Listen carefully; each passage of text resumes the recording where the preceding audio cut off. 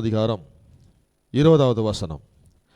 என் மகனே, என் வார்த்தைகளை கவனி, என் வசனங்களுக்கு உன் செவியை சாய். அவைகள் உன் கண்களை விட்டு பிரியாதிருப்பதாக, அவைகளை உன் இருதயத்துக்குள் காத்துக்கொள். இன்னொரு வசனம் வாசிப்போம்.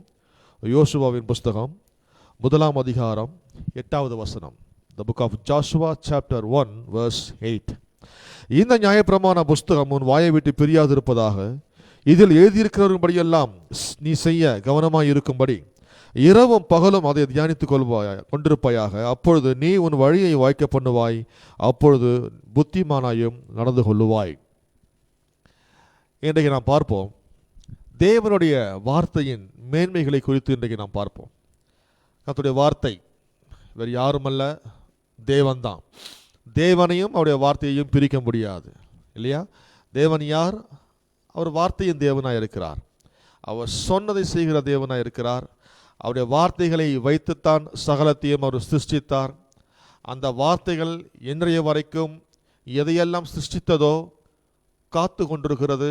அதையே வார்த்தை தாங்கி கொண்டிருக்கிறது, ஆதாரமாக இருக்கிறது.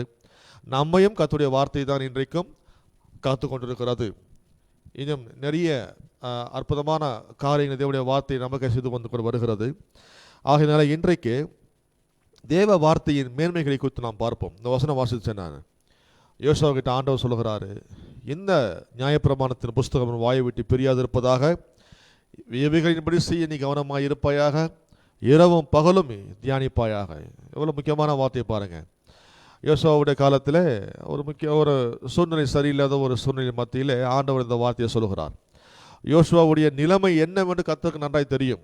ஆகையினால தான் நீ சோர்ந்து போகாதே, நீ மற்ற காரியத்துக்கு குறித்து பயப்படாதே, கலங்காதே, திகையாதேன்னா ஆண்டவர் பேசுகிறார், சொல்கிறார். இதெல்லாம் மத்தியில் தான் ஆண்டவர் சொல்கிறாரு, இந்த நியாயப்பிரமாண புஸ்தகம் வாயை விட்டு பிரியாது இருப்பதாக, இவைகளையும் படி செய்ய கவனமாக இருப்பாயாக, இரவும் பகலும் இதை தியானிப்பாயாக. அப்பொழுது நீ உன் வழியை வைக்க பண்ணுவாய், அப்போது புத்திமான் நடந்து கொள்ளுவாய், நல்ல வெற்றியையும் பெறுவாய் என்று கர்த்தர் சொல்லுகிறார். தேவனுடைய வார்த்தை அவ்வளவு மிக மிக முக்கியமான ஒரு காரியத்தை நம் வாழ்க்கையிலே செய்கிறது. 3வது சொல்கிறார், வாயை விட்டு பிரியாது இருப்பதாக, இதன்படி செய்ய கவனமாக இருப்பாயாக, இரவும் பகலும் இதை தியானிப்பாயாக. வேதாகமம், பைபிள், இந்த வேத வார்த்தை, இந்த தேவனுடைய வார்த்தை தேவன் மனுஷனுக்காக எழுதியது. தேவன் எழுதினார், அவரே உட்கார்ந்து எழுதலை. மனுஷனை பயன்படுத்தி இந்த வார்த்தைகளை அவர் எழுதினார். மனிதனை உபயோகித்து அவனுடைய சரீர காரியங்களை பயன்படுத்தி தேவன் அவன் மூலமாக இந்த வேத வார்த்தையை அவர் எழுதினார். ஆகையினாலே இதில் மனுஷனுடைய எந்த ஒரு ஞானமும் கிடையாது. ஏனென்றால் இதை மனுஷன் எழுதவில்லை. இதில் மனுஷனுடைய எந்த அறிவும் கிடையாது. மனுஷ அறிவு, மனுஷ ஞானம், மனுஷனுடைய ஐடியா, மனுஷனுடைய ஃபிலாசபி, தத்துவங்கள், மனுஷனுடைய கருத்துக்கள், மனுஷனுடைய கொள்கைகள், அவனுடைய காரியங்கள் எதுவுமே இந்த தேவனுடைய வார்த்தையிலே கிடையாது. ஏனென்றால் அவன் இதை எழுதவில்லை, தேவன்தான் இதை எழுதினார். பரிசுத்த ஆவியானவர் ஏவப்பட்டு மனுஷன் இவைகளை எழுதினான். ஆகையினாலே எந்த ஒரு காரியமும், மனுஷனுடைய எந்த ஒரு காரியமும் இந்த வேதாகமத்திலே கிடையாது. அதனால தான் பாருங்க, நமக்கு ஒத்து வராது.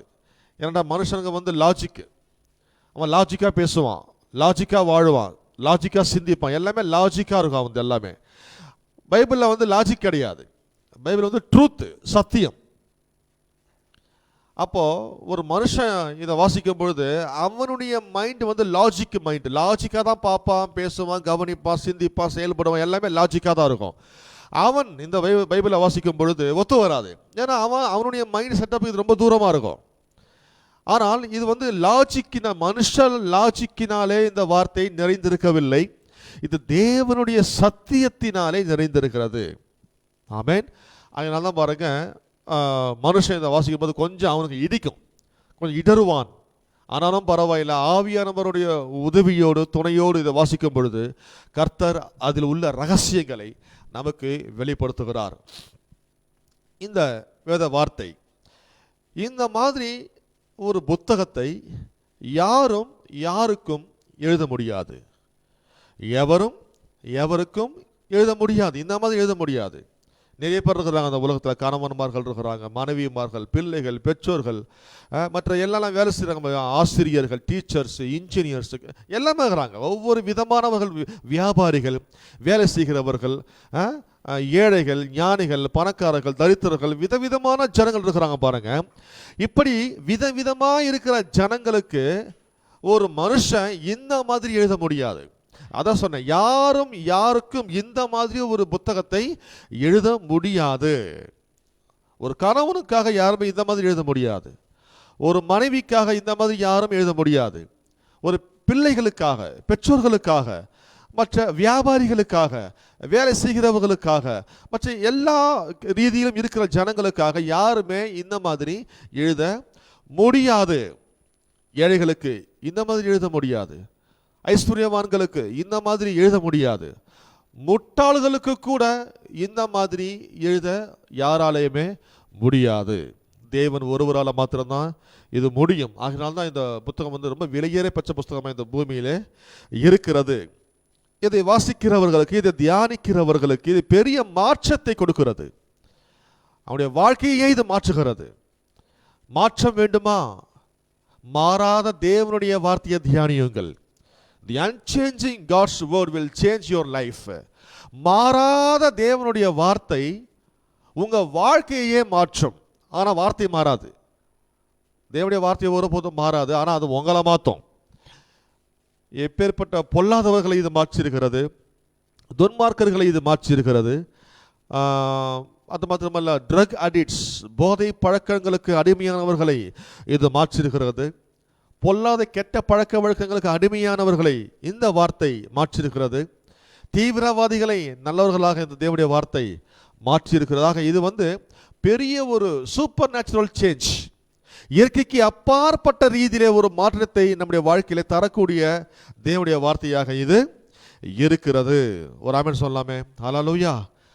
அப்புறம் நான் சொன்னேன், இது தேவனுடைய வார்த்தை, தேவன் தான் இது எழுதினார். எந்த ஒரு மனுஷனுடைய காரியம் இதில் கிடையாது. தேவ ஞானம் நிறைந்திருக்கிற ஒரு புஸ்தகம். மனுஷ ஞானம் அல்ல, மனுஷ அறிவு இல்லை, மனுஷனுடைய எந்த லாஜிக்குமே இதில் கிடையாது.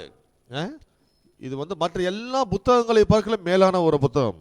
நீங்கள் பூமியில் பார்த்தீங்கன்னா நாவல்ஸ் இருக்குது, பெரிய பெரிய நாவல் ஆசிரியர்கள் இருக்கிறாங்க, டீச்சர்ஸ் இருக்கிறாங்க, அவங்க எழுதுகிறாங்க நாவல்ஸ். ஒரு நாவல் எழுதுனாங்களா அது எவ்வளோ கோடி கணக்கில் பிரிண்ட் ஆகுது. அதை மாத்திரமல்ல அதை வச்சு சம்பாதிக்கிறாங்க ஜனங்க. நாவல் எல்லாருக்கும் தெரிந்த புஸ்தகம் என்சைக்ளோபீடியா, அதுவும் இருக்குது இந்த பூமியில், நல்ல ஒரு புஸ்தகம்.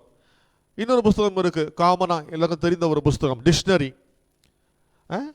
அதுவும் பார்த்தீங்கன்னா இதெல்லாம் உலகத்திலே மிகவும் முக்கியமான புஸ்தகமாக கருதப்படுகிறது. நல்லது தான், நான் இல்லைன்னு சொல்ல வரல. ஆனால் நான் சொன்னுகிற இந்த நாவல், மற்ற புத்தகங்கள், என்சைக்ளோபீடியா புத்தகங்கள், டிக்ஷனரிஸ், மற்ற இருக்கிற எல்லா புத்தகங்களும் இருக்கு. ஆனாலும் அந்த புத்தகங்கள் இந்த தேவனுடைய வார்த்தைக்கு நிகர் கிடையாது, சமம் கிடையாது. நான் சொன்னேன், இந்த பைபிள் உலகத்திலேயே மிகவும் அதிகமாய் பிரிண்ட் பண்ணப்படுகிற, அச்சிடப்படுகிற ஒரு புஸ்தகமாக இருக்குது. அது ரெண்டாவது சொல்கிறேன், இது அநேக பாஷைகளிலே மொழிபெயர்ப்பு செய்யப்படுகிற புஸ்தகமாக இருக்கிறது. அடுத்து சொல்லுகிறேன், இந்த தேவனுடைய வார்த்தை இந்த மாதிரி யாருக்குமே இலவசமாக கொடுக்கிற புஸ்தகமே உலகத்தில் கிடையாது. அதிகமாய் அச்சிடப்படுகிற புஸ்தகம், உலகத்தில் உள்ள எல்லா பாஷைகளிலும் மொழிபெயர்க்கப்பட்ட ஒரு புஸ்தகம், உலகத்தில் இருக்கிற எல்லா ஜனங்களுக்கும் இலவசமாய் கொடுக்கப்படுகிற ஒரு புஸ்தகம் தேவனுடைய வார்த்தை தான். இது ஒன்று தான். அதே போல் துக்கமாக சொல்கிறேன், என்னன்னா எல்லாராலேயும் உதாசீனப்படுத்துகிற புஸ்தகமாயும் இதுதான் இருக்குது. அப்பேற்பட்ட புஸ்தகம், அநேக பாஷைகளிலே மொழிபெயர்க்கப்பட்ட புஸ்தகம், பல கோடி கோடி கோடி கணக்கிலே அச்சிடப்படுகிற புஸ்தகம், எல்லாராலையும் உதாசீனப்படுத்துகிற புஸ்தகமாகவும் இருக்கிறது. படிக்காத, அதை பயன்படுத்தாத, அதில் உள்ளிருக்கிற பொக்கிஷங்களை எடுத்துக்கொள்ளாத ஒரு புத்தகமாகவும் இது இருக்கிறது. இயற்கைக்கு அப்பாற்பட்ட ஒரு ஆயுதம் இது தேவனுடைய வார்த்தை.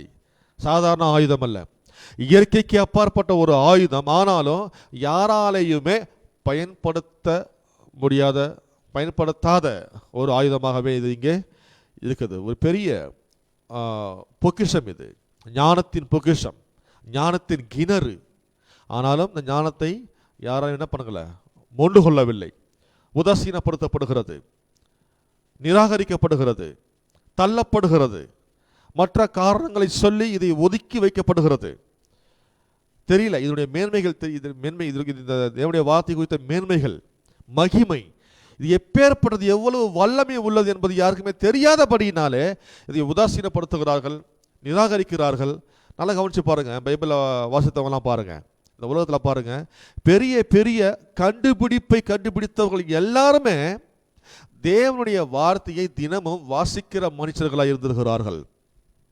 திரும்ப சொல்றேன், இந்த உலகத்திலேயே கலக்கினவர்கள், உலகத்தையே தலைகீழாய் ஆக்கினவர்கள், இந்த உலகத்தில் மிகப்பெரிய காரியங்கள்லாம் கண்டுபிடிச்சவங்க என்ன தெரியுமா பண்ணுறாங்க, டெய்லி ஹேபிட்ஸ் என்ன தெரியுமா உங்களுக்கு, அவங்க எல்லாமே தினமும் தேவனுடைய வார்த்தையை வாசிக்கிறதை பழக்க வழக்கமாக கொண்டிருக்கிறார்கள்.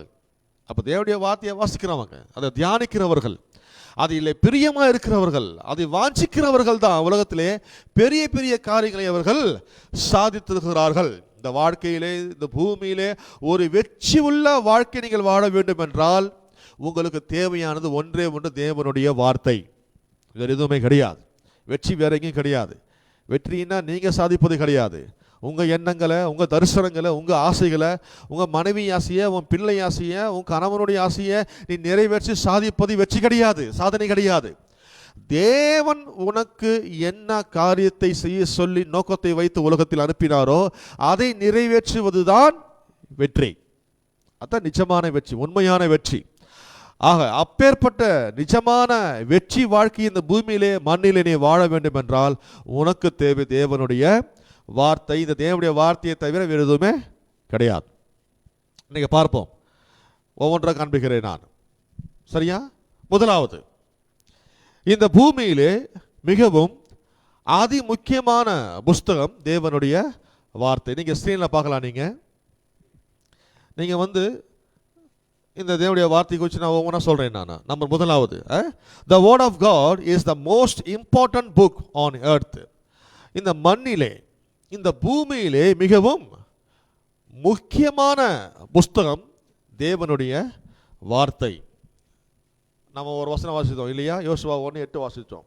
அதில் என்ன சொல்லப்படுதுன்னா, யோசுவா 1:8, இந்த நியாயப்பிரமாண புஸ்தகம் வாயை விட்டு பிரியாதிருப்பதாக, இதன்படி செய்ய கவனமாக இருப்பாயாக, இரவும் பகலும் இதை தியானிப்பாயாக, அப்பொழுது நீ உன் வழியை வாய்க்க பண்ணுவாய், அப்பொழுது நீ புத்திமானாயும் நடந்து கொள்ளுவாய். அந்த புத்திமானாயும் நடந்து கொள்ளுவாய் என்ற வார்த்தைக்கு ஆங்கில பதத்தில் எப்படி வருகிறது என்ற, then you will have a good success.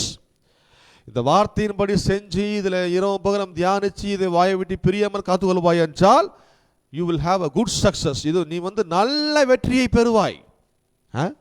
நல்ல வெற்றி, சாதாரண வெற்றி அல்ல, நல்ல வெற்றி, நிஜமான வெற்றி, உண்மையான வெற்றியை நீ பெறுவாய் என்று யோசுவா 1:8 வாசிக்கிறோம் நாம. ஆக நான் சொல்கிறேன், இந்த தேவனுடைய வார்த்தை ஒரு வெற்றியின் புஸ்தகம், சக்சஸ் புக்.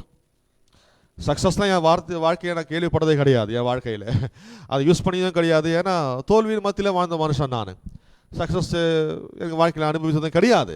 சக்ஸஸ் என்ற வார்த்தைக்கு எழுதுவும் தெரியாது எனக்கு, ஸ்பெல்லிங்கும் தெரியாது. ஏன்னா அது வாழ்க்கையில் ரொம்ப தூரம், எனக்கு அதுக்கு ரொம்ப தூரம். ஆனால் தேவனுடைய வார்த்தையை வாசிக்கும் பொழுது தான் இது ஒரு சக்ஸஸ் புக். அநேக வெற்றியாளர்களை உருவாக்கின புஸ்தகம், வெற்றி சிறந்தவர்களை உருவாக்கின புஸ்தகம், சாதித்தவர்களை உருவாக்கின புஸ்தகம். இது ஒரு சக்சஸ் புக், இது ஒரு வெற்றியின் புஸ்தகம். நான் சொன்னேன் இல்லையா, மற்ற புத்தகங்களை பற்றி சொன்னேன் நான். என்சைக்ளோபீடியா இருக்குது. என்சைக்ளோபீடியா என்ன பண்ணுது? நல்ல புத்தகம் தான், இல்லை சொல்ல வரேன், நல்ல என் வீட்டில் இருக்குது புத்தகம். அது என்ன பண்ணுதுன்னா மனுஷர்களை குறித்த அறிவை கொடுக்குது. அடுத்து என்சைக்ளோபீடியா என்ன பண்ணுது? சம்பவங்களை குறித்த அறிவை கொடுக்கிறது. அடுத்து இடங்களை, ஸ்தலங்களை குறித்த அறிவை நமக்கு அது கொடுக்கிறது. ரொம்ப முக்கியம் இந்த பூமியில் வாழ்வதற்கு, இதெல்லாம் முக்கியம். மனுஷனை குறித்த அறிவு, இடங்களை குறித்த அறிவு, சம்பவங்களை குறித்த அறிவு எல்லாம் இந்த என்சைக்ளோபீடியாங்கிற புஸ்தகமானது காமனாக எல்லாருக்குமே அதை கொடுக்கிறது, அந்த அறிவை கொடுக்குது. ஆனால் இன்னொன்று சொன்னேன், அந்த நாவல் சொன்னேன், இந்த டிக்ஷனரிலாம் சொன்னேன். டிக்ஷனரி வந்து வேறு ஒன்றும் இல்லை, நான் பேசுகிற பாஷை இருக்குல்ல, தமிழ் பாஷை, கன்னட பாஷை, ஆங்கில பாஷை, தெலுங்கு, மலையாளம், இன்னும் நிறைய பாஷைகள் இருக்குது. அந்த பாஷைகளை குறித்த அறிவு, அது உள்ள அர்த்தங்கள், அது எப்படி உச்சரிக்கணும், அதுக்கு என்ன அர்த்தம், பல அர்த்தங்கள் இருக்கு இல்லையா. ஆக நம்முடைய பேசுகிற அந்த பாஷைகளை குறித்த அறிவை அந்த டிக்ஷனரி புக்கு நமக்கு தருது. நாவல் அது கற்பனை, கற்பனை மனுஷன் எழுதுகிற கற்பனை காவியங்கள் எல்லாமே. ஸோ இதெல்லாம் அதில் இருக்குது. ஆனால் இப்படிப்பட்ட இன்னும் நிறைய புஸ்தகம் இருக்குது பூமியில். இப்படிப்பட்ட புஸ்தகங்களிலே உன் வெற்றிக்கான தேவ ஞானம் அதிலே கிடையாது. வேணான்னு சொல்ல வரல, இருக்குது. நல்ல புத்தகம் தான், டிக்ஷனரி நல்லது தான், என்சைக்ளோபீடியா நல்லது தான், என் வீட்டில் இருக்கிற யூஸ் பண்ணுறேன் நான் நல்லது தான். ஆனால் என் வெற்றி வாழ்க்கைக்கான தேவ ஞானத்தை அதில் தேட முடியாது, அதில் இல்லை. அது எங்கே இருக்குதுன்னா ஆண்டவர் இதில் வச்சுட்டாரு. உன்னுடைய வெற்றி வாழ்க்கைக்கான தேவ ஞானம், என்னுடைய வெற்றி வாழ்க்கைக்கான தேவனுடைய ஞானம் தேவனுடைய வார்த்தையிலே கர்த்தர் வைத்திருக்கிறார். நான் சொன்னேன் இல்லையா, இந்த புத்தகம் வந்து பூமியிலே மிகவும் முக்கியமான ஒரு புஸ்தகமாக இருக்குது. சரி, கடகடன்னு பார்ப்போம். ஏன் இது வந்து மிக முக்கியமான புஸ்தகமாக? ஒரு 11 ரீசன் சொல்கிறேன் நான், 11 காரணங்கள் ஏன் இந்த தேவனுடைய வார்த்தை இந்த உலகத்தில் மிகவும் முக்கியமான புஸ்தகமாக இருக்குது என்பதற்கு 11 காரணங்கள் கடகடன்னு சொல்கிறேன். என்னன்னா, முதலாவது, இது வந்து தேவனுடைய ஞானம். தேவனுடைய வார்த்தை தேவனுடைய ஞானம். சரி, ஞானம் என்றால் என்ன? நிறைய அர்த்தம் கொடுக்குறாங்க இந்த பூமியில். 2 விதமான ஞானம் இருக்குது பூமியில், சரியா? ஒன்று லௌகீக ஞானம், ஒன்று லௌகீக ஞானம். இரண்டாவது பரத்தின் ஞானம், தேவனுடைய ஞானம். லௌகீக ஞானம் வந்து இந்த உலகத்தில் மனுஷன் மூலமாக இந்த உலகத்தில் வந்தது எல்லாமே லௌகீக ஞானம். அவனுடைய லாஜிக் மூலமாக, அவனுடைய ஐடியா, அவனுடைய காரியம், கருத்து, கொள்கை, எண்ணங்கள், சிந்தனைகள் மூலமாக அவன் டீல் பண்ணுறான். அதுதான் லௌகீக ஞானம், மனுஷிக ஞானம். இன்னொன்று தேவனுடைய ஞானம், பரம ஞானம், பரத்தின் ஞானம். அது இந்த ஞானம் என்றால் என்ன முதல்ல கண்டுகொள்ளுங்க. ஞானம் என்றால் என்ன? ஞானம் என்றால் உன் பிரச்சனைக்கு தேவன் உன் பிரச்சனையை தீர்வு கொடுக்க, உன் பிரச்சனையை தீர்வு கொடுக்க, அதை ஒன்றுமில்லாமலாக்க, அதில் வெற்றி பெற, ஜெயித்து மேலே வர, உன் பிரச்சனையை தீர்வு செய்கிற தேவ பிரமாணங்கள். சரியா? தேவனுடைய பிரமாணங்கள், அதான் ஞானம். ஞானம் என்றால் என்ன? நம்முடைய பிரச்சனைக்கு தேவன் வைத்திருக்கிற பிரமாணங்கள், அந்த பிரமாணத்தை, அந்த லா ஆஃப் காட்ஸ் விஸ்டம், தேவ ஞானத்தின் பிரமாணங்கள், அதான் ஞானம். உன் பிரச்சனையை சால்வ் பண்ணுகிற தேவனுடைய பிரமாணம், உன் பிரச்சனையை வந்து நிவர்த்தி பண்ணுகிற, பரிகரிக்கிற தேவனுடைய பிரமாணங்கள், காட்ஸ் லா. அந்த காட்ஸ் லா, தேவ பிரமாணத்தை நீ எடுத்து நீ பயன்படுத்தும் பொழுது அந்த பிரச்சனை நிவர்த்தி பண்ணப்படுகிறது. ஸோ உன் பிரச்சனையை நீ எப்படி டீல் பண்ண போற, அதுதான் இந்த உலகமே வாழ்க்கை. உன் பிரச்சனையை எப்படி அப்ரோச் பண்ற, எப்படி நீ டீல் பண்ண போற, எப்படி அணுகுகிறாய், எப்படி அதில் ஈடுபடுகிறாய், அதில் எப்படி ஜெயித்து மேலே வருகிறாய் என்பதற்கு தேவன் கொடுத்த பிரமாணம் தான் ஞானம். இதே மாதிரி மனுஷன் கொடுத்துக்கிறான், அது மனுஷன் ஞானம், அது ஜெயிக்காது, கடைசியில் தோற்று போயிடும், கடைசியில் கேள்விக்குறியோட முடியும். அது எல்லா ஞானம் மனுஷிக ஞானம். ஆனால் தேவனுடைய ஞானம் அப்படி அல்ல, அது எல்லா பிரச்சனைக்கும் தீர்வு கொடுக்கிற பிரமாணம். இன்னொன்று, it is a spiritual solution. இது ஆவிக்குரிய தீர்வுகளை கொடுக்கிற புஸ்தகம், அதான் தேவ ஞானம். ஒரு வசனம் வாசிப்போம், உபகமத்தில், உபகமம் 4:6 கலகன வாசிப்போம், டைம் இல்லை நமக்கு. The book of Deuteronomy chapter 4 verse 6 வாசிக்கிறேன். ஆகையால் அவைகளை கை கொண்டு நடவுங்கள், ஜனங்களின் கண்களுக்கு முன்பாகவும், இதுவே உங்களுக்கு ஞானமும் விவேகமுமாய் இருக்கும். அவர்கள் இந்த கட்டளைகளை எல்லாம் கேட்டு இந்த பெரிய ஜாதியே ஞானமும் விவேகமுள்ள ஜனங்கள் என்பார்கள். ஆண்டவர் சொல்றாரு பாருங்க, இந்த தேவனுடைய வார்த்தை தான் ஞானமும் விவேகமுமாய் இருக்கிறது. ஞானம் எங்க இருக்கு? இங்கே. விவேகம் எங்க இருக்கு? இங்கே இருக்குது. மற்றதெல்லாம் அறிவு கொடுக்குது. மற்ற புத்தகம் வந்து அறிவு கொடுக்குது, மனுஷனுக்கு குறித்த அறிவு, இடங்களை குறித்த அறிவு, சம்பவங்களை குறித்த அறிவு. ஆனால் தேவனுடைய வார்த்தை அறிவு மாத்திரமல்ல, ஞானத்தை கொடுக்கிறது, விவேகத்தையும் கொடுக்கிறது. விவேகத்தை கொடுக்கிறது, ஞானத்தையும் தேவனுடைய வார்த்தை. அப்ப தேவனுடைய வார்த்தை தான் ஞானம். ஞானத்தை வேற எங்கேயும் தேட முடியாது. பள்ளிக்கூடத்தில், கல்லூரிகளிலே, பெரிய பெரிய யூனிவர்சிட்டியில், அங்கெல்லாம் ஞானம் கற்றுக் கொடுக்கப்பட முடியாது. ஞானம் கற்றுக் கொடுக்கப்படுகிற ஒரே ஸ்தலம் சபை. ஏன்னா அங்கதான் தேவனுடைய வார்த்தை போதிக்கப்படுகிறது. ஹல்லேலூயா.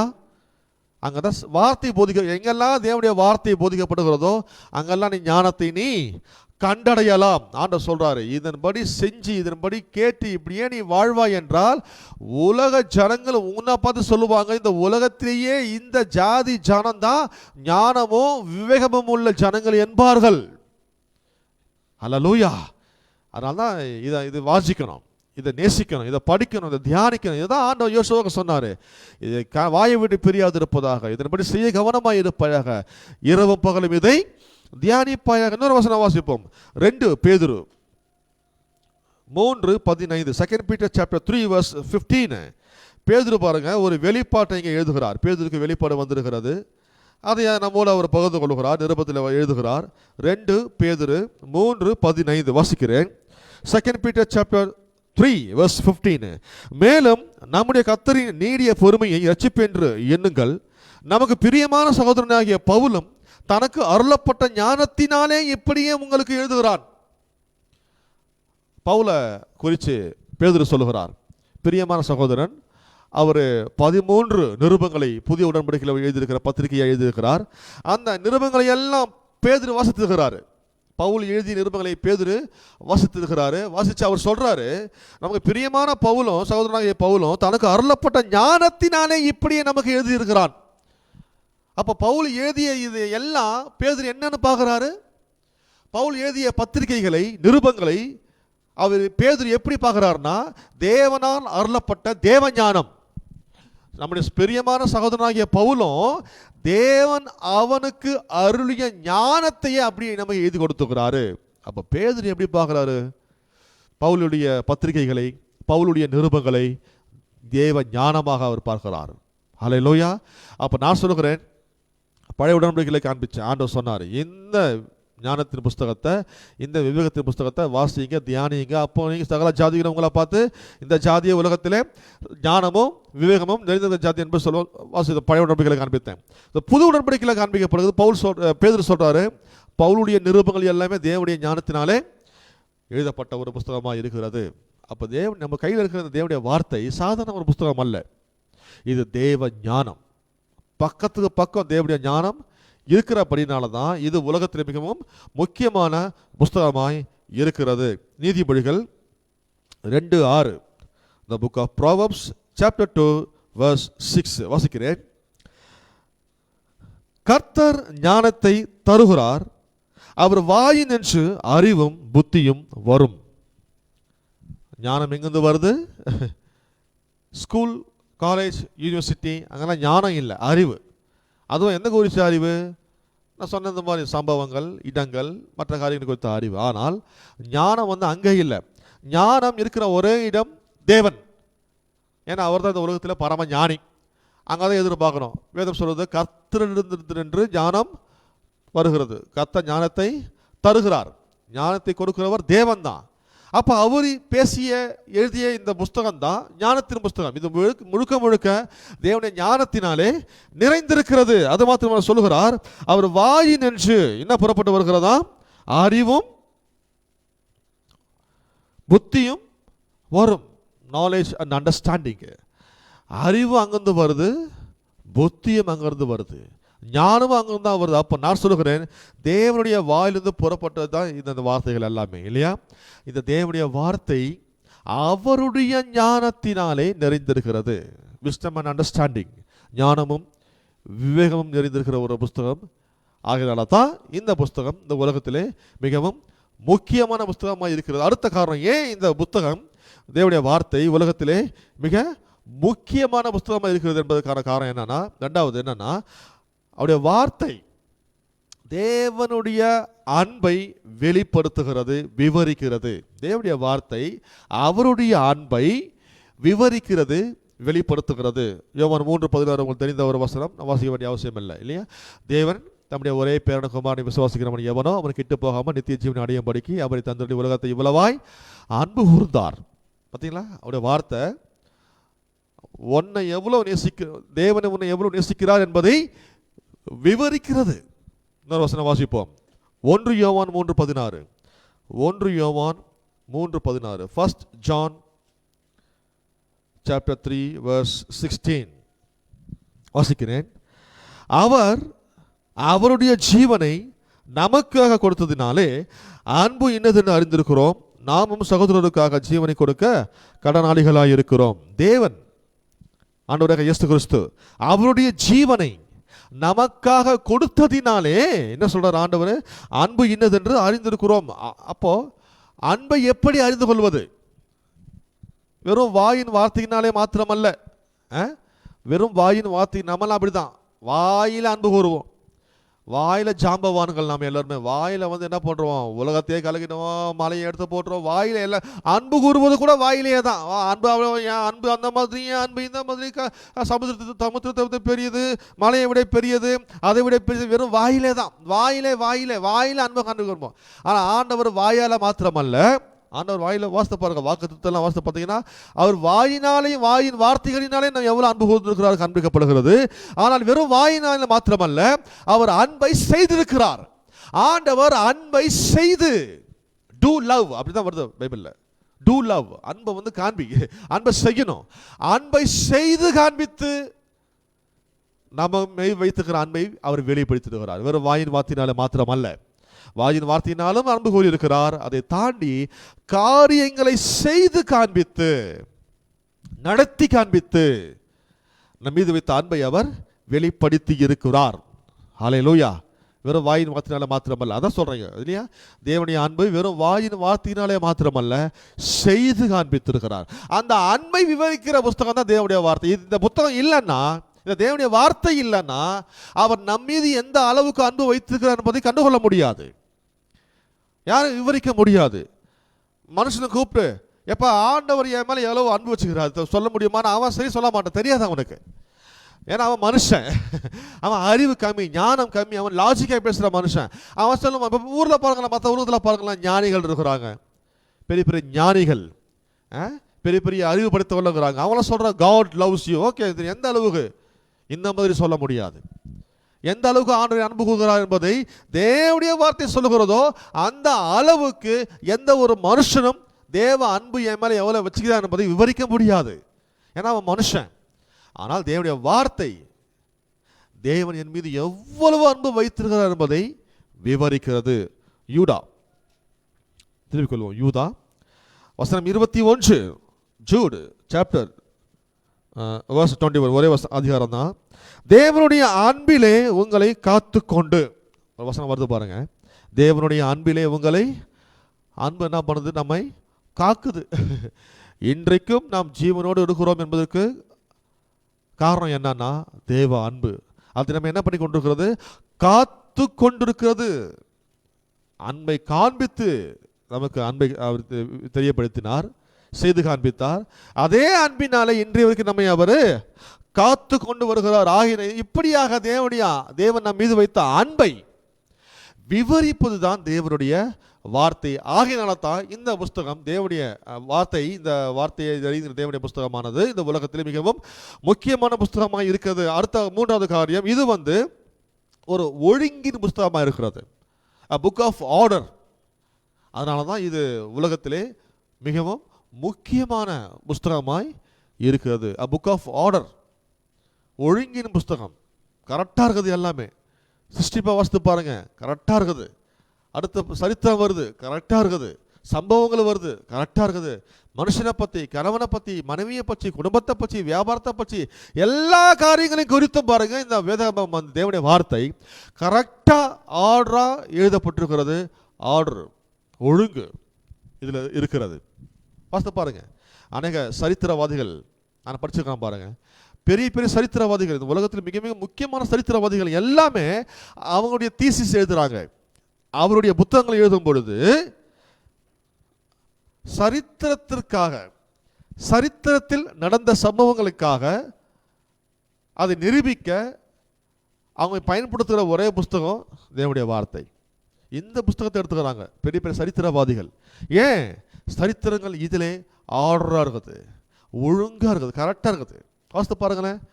குடும்பத்தின் சரித்திரம், வம்சாவழியின் சரித்திரம் எல்லாம் வாசித்து பாருங்க, கரெக்டாக ஆர்டராக இருக்கும். ஒன்றும் பிசகாது, ஒன்றும் மிஸ் ஆகாது, எல்லாம் கரெக்டாக இருக்கும்.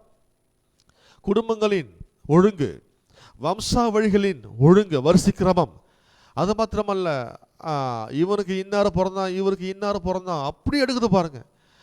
அதில் கூட பார்த்தீங்கன்னா ஒரு ஒழுங்கு, ஒரு ஆர்டர் இருக்குது அதில்.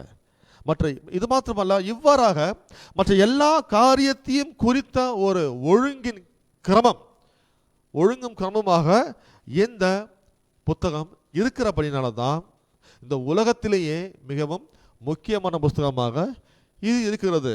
இன்னொன்று, இது the law of universe, இந்த பிரபஞ்சத்தின் பிரமாணங்களை வெளிப்படுத்துகிற தேவனுடைய வார்த்தையாய் இது இருக்கிறது. தேவனுடைய வார்த்தை என்ன பண்ணுது?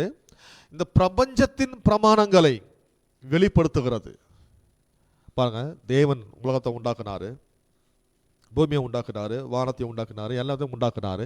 சூரியன், சந்திரன், நட்சத்திரங்கள், மரங்கள், செடிகள், கொடிகள், மிருகங்கள், ஜீவன்கள், மிருக ஜீவன்கள், மனுஷர்கள், எல்லாத்தையும் ஆண்டவர் உண்டாக்குனாரு. சமுத்திரம், காடு, மலை, அறிவு, காற்று, அது இது, வெளிச்சம், ஆகாய மண்டலம், பூமி மண்டலம், நீர் மண்டலம், வாயு மண்டலம், இதெல்லாம் ஆண்டவர் தான் உண்டாக்குனார். எல்லாத்தையும் உண்டாக்கினாரு. இப்போ மனுஷன் என்ன பண்ணா? அவன் என்ன பண்ண கண்டுபிடிக்கிறான். பூமி ஆண்டவர் இந்த அளவு சாய்ந்து வைத்திருக்கிறார். சூரியன் கரெக்டாக இப்படி இருக்குது. பூமி தன்னையும் சுற்றுது, சூரியனையும் சுற்றி வருது. பூமியை சுற்றி ஒரு கோள் இருக்குது, சூரியனை சுற்றி இவ்வளோ கோள்கள் இருக்கிறது. இதெல்லாம் மனுஷன் படித்து என்ன சொல்கிறான்? ஒரு பிரமாணம் சொல்லிட்டான். இது பிரமாணம். பூமி இந்த டிகிரி சாய்ந்திருக்கிறது, பூமி தன்னையும் சுற்றுகிறது, சூரியனையும் சுற்றி வருகிறது. இதெல்லாம் படித்து என்ன பண்ணிட்டாங்க?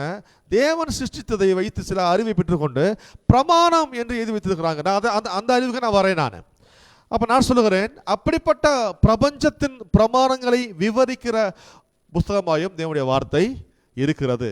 பிரமாணம் இருக்குது, நிறைய பிரமாணம் இருக்குது பிரபஞ்சத்தில். ஒன்று, விதைக்கிற பிரமாணம். இன்றைக்கு வேலை செய்யுது. விதைகளிலும் சரி, பணத்திலும் சரி, உன்னுடைய கிரியைகளிலும் சரி, எதெல்லாம் விதைக்கிறியோ அது ஒரு பிரமாணம், பிரபஞ்சத்தின் பிரமாணம். பைபிளில் இருக்குது, அது வெளிப்படுத்துகிறது. அப்புறம் விதைச்சதை அறுக்கிற பிரமாணம். என்னங்க? விதைத்ததை அறுவடை பண்ணுகிற பிரமாணம், த லா ஆஃப் ஹார்வெஸ்ட். அதுவும் இங்கே தான் இருக்குது. நீ எதை விதைச்சாயோ கண்டிப்பாக அதை என்ன பண்ணுவேன்? அறுப்பாய். அது பிரமாணம்.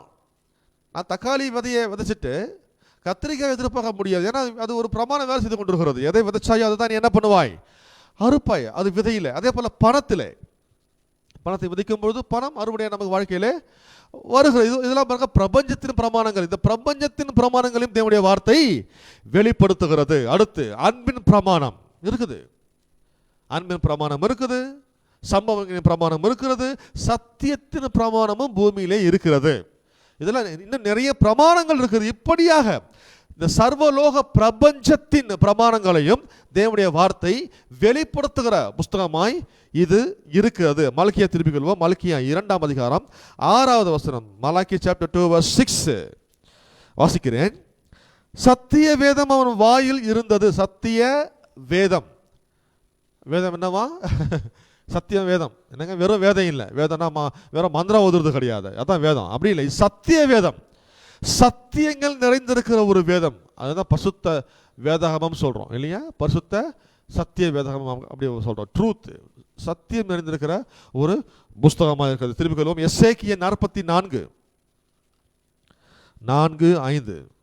எசேக்கியேல் 44:4-5. The book of Ezekiel chapter 44 verse 4 and 5 வாசிக்கிறேன். பின்பு அவர் என்னை வடக்கு வாசல் வழியாய் ஆலயத்தின் முகப்பிலே அழைத்து கொண்டு போனார். இதோ கர்த்தருடைய ஆலயம் கர்த்தருடைய மகிமையால் நிறைந்ததை நான் கண்டு முகங்குப்புற விழுந்தேன். அப்பொழுது கர்த்தர் என்னை நோக்கி, மனுபுத்திரனே, கர்த்தருடைய ஆலயத்தின் சகல நியமங்களையும் அதன் சகல சட்டங்களையும் அதை குறித்து நான் உன்னோட சொல்வதையெல்லாம் நீ உன் மனதிலே கவனித்து, உன் கண்களினாலே பார்த்து, உன் காதுகளினாலே கேட்டு, பரிசுத்த ஸ்தலத்தினுடைய எல்லா வாசற்படிகளின் வழியாய் ஆலயத்துக்குள் பிரவேசிப்பதும் அதிலிருந்து புறப்படுவதும் என்ன விதமாய் நீ ஆலோசித்து பார்த்து. அப்ப என்ன சொல்ல வர்றார் ஆண்டவர்? சகல சட்ட திட்டங்களை, லா, ரூல்ஸ், ரெகுலேஷன்ஸ் எல்லாம் என்ன பண்ணார் ஆண்டவர்? இந்த உலகத்து இது அதெல்லாம் என்ன பண்ணார் ஆண்டவர்? சொல்லியிருக்கிறார்னு அர்த்தம். ஒரு தேவாலயத்துக்குள்ளே எப்படி போகணும் வரணும், எப்படி ஊழியங்களை செய்வது, எப்படி ஊழியம் செய்வது, ஆராதிப்பது, என்ன காரியம் பண்ணுறது பண்ணக்கூடாது என்பதை குறித்த சகல சட்டங்களையும் நியமங்களையும் பிரமாணங்களையும் ஆண்டவர் எழுதி கொடுத்துக்கிறாரு. அதான் சொல்றார் ஆண்டவர் இடத்துல. அதை குறித்த பிரமாணங்களும் நிரம்பிய ஒரு புஸ்தகமாய் இது ஆகினால்தான் இந்த புஸ்தகம் உலகத்திலே மிகவும் முக்கியமான புஸ்தகமாய் இருக்கிறது. ஐந்தாவது, இந்த தேவனுடைய வார்த்தை ஏன் இந்த உலகத்தில் முக்கியமான புஸ்தகம் இருக்கிறது என்றால், இது உறவுகளின் புஸ்தகம், உறவுகளின் கையேடு, ரிலேஷன்ஷிப் ஹேண்ட் புக். அப்படிதான் ஒரு கைடு மாதிரி பாருங்க. இது சின்ன வயசில் படிக்கும் போது நம்ம சப்ஜெக்டுக்கெல்லாம் ஒரு கைடு கொடுப்பாங்க இல்லையா, கையேடு. மெயின் புக்கு இருக்கும், அந்த புக்கு ஒரு கைடு கொடுப்பாங்க, கைடு புக்கு. அந்த மாதிரி இது உறவுகளுக்கான ஒரு ஹேண்ட் புக்கு, உறவுகளுக்கான ஒரு ஒரு கையேடு, ஒரு புத்தகம், சம்பந்தங்களை குறித்த ஒரு ரிலேஷன்ஷிப் ஹேண்ட் புக் இது. ஆக ஃபஸ்ட்டு பார்த்தீங்கன்னா தெரியும், உறவுகளை எப்படி கட்டி எழுப்புவது. நிறைய உறவுகள் இருக்கு, கணவன் மனைவி, தாய் தகப்பன், பிள்ளைகள், சகோதரன் சகோதரி, நண்பர்கள், உறவுகள், இது நிறைய உறவுகள் இருக்கு இல்லையா. இந்த உறவுகளை எப்படி கட்டி எழுப்புவது, இந்த உறவுகளை எப்படி மெயின்டைன் பண்ணுவது, எப்படி அதை ஒர்த்தியா கனமுள்ள ரீதியிலே காத்துக்கொள்வது, இதை குறித்த விவரங்களை எல்லாம் இந்த புத்தகம், இந்த தேவனுடைய வார்த்தை நமக்கு வெளிப்படுத்துகிறது. ஆகினால இது உறவுகளின் புஸ்தகம். உறவுகளை வெட்டி போடுற புஸ்தகம் இல்லை, உறவுகளை வேண்டாம் என்று துரத்துகிற புஸ்தகம் அல்ல, அப்படி இல்லை. இது இந்த இதில் இருக்கிற உறவுகளை குறித்து நீங்கள் வாசிச்சிங்கன்னா இதில் இருக்கிற அந்த உறவுகளை குறித்த பொக்கிஷம் நிறைந்திருக்கிறது. அது எல்லாம் நீங்கள் வாசிப்பீர்கள் என்றால், தியானிப்பீர்கள் என்றால், உங்கள் உறவுகள் கட்டி எழுப்பப்படும், உங்கள் உறவுகள் மெயின்டைன் பண்ணப்படும் தேவனுடைய வார்த்தையினாலே. உறவுகளை உண்டாக்கிற ஒரு ஆண்டவர் தான். அடுத்து நான் சொன்னேன், இது அதையும் வெளிப்படுத்துது, மூடத்தனத்தையும் வெளிப்படுத்துது. ஏன்னா சில பேர் இருப்பாங்க இல்லையா, பொண்டாட்டினா இப்படி இருக்கணும், சில பேர் சொல்லுவான், நான் காதால கேள்விப்படுகிறேன் பாருங்க, நான் பொண்டாட்டினா இப்படி இருக்கணும் அப்படின்னுவான். அப்படி இருக்கக்கூடாது, அது முட்டாள்தனம், நீ சொல்வது மூடத்தனம். அதையும் இது வெளிப்படுத்துது. எப்படியெல்லாம் பொண்டாட்டி இருக்கணும் சொல்லியிருக்கிறான், இருக்குது, அது தப்பு, வேணாம். சில மனைவி மக சொல்லுவாங்க, புருஷன்னா இப்படி இருக்கணுங்க, தப்புங்க, நீங்கள் சொல்கிற மாதிரி இருக்கக்கூடாது, பைபிள் சொல்கிற மாதிரி இருக்கணும் புருஷன். பொண்டாட்டினா இப்படி இருக்கணும் தெரியுமா, இல்லை இல்லை, நீ சொல்கிற மாதிரி மனைவி இருக்கக்கூடாது. தேவனுடைய வார்த்தை மனைவி என்று யார் சொல்லுகிறதோ அப்படியே மனைவி இருக்க வேண்டும். தேவனுடைய வார்த்தை புருஷன் எப்படி இருக்க வேண்டும் சொல்லுகிறதோ அப்படியே புருஷன் இருக்க வேண்டும். தேவனுடைய வார்த்தை பிள்ளைகள் எப்படி இருக்க வேண்டும் சொல்லுகிறதோ அப்படியே பிள்ளைகள் இருக்க வேண்டும். தேவனுடைய வார்த்தை பெற்றோர்கள் எப்படி இருக்க வேண்டும் சொல்லுகிறதோ அப்படித்தான் பெற்றோர்கள் இருக்க வேண்டும். ஆனால் மனுஷன் என்ன சொல்கிறான், அவனுடைய அறிவு, அவனுடைய லாஜிக்கு, அவனுடைய காரியத்தை வச்சுக்கிட்டு அவனுக்கு இருக்கிற அந்த கொஞ்சம் அறிவை வைத்துக்கொண்டு என்ன பண்ணுறான், அவன் வகையாக இருக்கிறான், அவன் லிமிட்டு போடுறான், அவன் சட்டம் போடுறான், திட்டம் போடுறான். மனைவினா இப்படி இருக்கணும், புருஷன்னா இப்படி இருக்கணும், பிள்ளைகள்னா இப்படி இருக்கணும், பெற்றோர்கள்னா இப்படி இருக்கணும், ஃப்ரெண்ட்ஸ்னா இப்படி இருக்கணும், உறவுகள்னா இப்படி இருக்க வேண்டும். அவன் என்ன பண்ணுறான், அவன் அறிவை பயன்படுத்தி கொண்டு அவனுடைய எல்லைக்கு உள்ளாக வரையறுக்கப்படுகிறான். அதிலே அவன் சம்பந்தங்களை குறித்து, உறவுகளை குறித்து ஒரு லிஸ்ட்டை போடுறான், ஒரு முடிவுக்கு வர்றான். அதுதான் மூடத்தனம். அந்த மூடத்தனத்தையும் தேவனுடைய வார்த்தை விவரிக்குது. அப்படி இருக்கக்கூடாதுன்னு சொல்லுது. அப்படி அல்ல, ஐயா நீ சொல்கிற மாதிரி இல்லை மனைவி, வார்த்தை சொல்கிற மாதிரி தான் மனைவி. ஐயா நீ சொல்கிற மாதிரி இல்லை, அம்மா நீங்கள் சொல்கிற மாதிரி இல்லை கணவன். பிள்ளைகளே நீங்கள் நினைக்கிற மாதிரி பெற்றோர்கள் இருக்கக்கூடாது, பெற்றோரே நீங்கள் நினைக்கிற மாதிரி பிள்ளைகள் இருக்கக்கூடாது. அப்படி அல்ல, அதை மனுஷன் ஞானம். அந்த மூடத்தனத்தையும் தேவனுடைய வார்த்தை நமக்கு வெளிப்படுத்துகிறது. ஆமென். அடுத்தது இந்த உறவு புத்தகத்தை சொல்றேன் நான்.